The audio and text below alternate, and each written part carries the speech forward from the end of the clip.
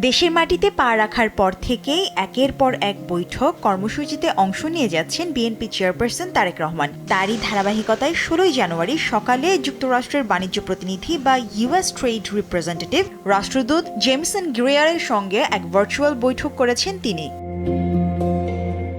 বৈঠকে বাংলাদেশ এবং যুক্তরাষ্ট্রের দ্বিপাক্ষিক বাণিজ্য, পারস্পরিক শুল্ক হার এবং ভবিষ্যৎ অর্থনৈতিক সহযোগিতা নিয়ে আলোচনা করেন তারেক রহমান ও জেমিসন গ্রিয়ার।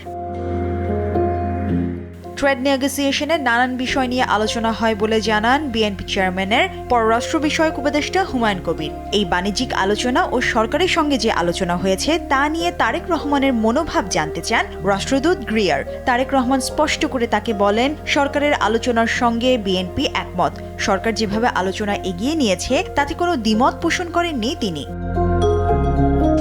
কূটনীতিকদের মতে বৈঠকটি বিশেষ তাৎপর্য বহন করে, যেহেতু সরকারে তারেক রহমানের কোনো অবস্থান নেই। ভার্চুয়াল বৈঠকটিতে আরও উপস্থিত ছিলেন দক্ষিণ এবং মধ্য এশিয়া বিষয়ক ইউএস বাণিজ্য সহকারী ব্র্যান্ডন লিঞ্চ, দক্ষিণ ও মধ্য এশিয়া বিষয়ক পরিচালক এমিলি অ্যাশবি, উপসহকারী বাণিজ্য প্রতিনিধি রিক সুইটজার, ইউএসটিআর এর চিফ অব স্টাফ স্যাম মুলাপুলুস, উপ ইউএসটিআর সিনিয়র বাণিজ্য নীতি বিষয়ক উপদেষ্টা ডি.আর. সাকিনজার। মুশরিফা নুজহাত, দেশ টিভি।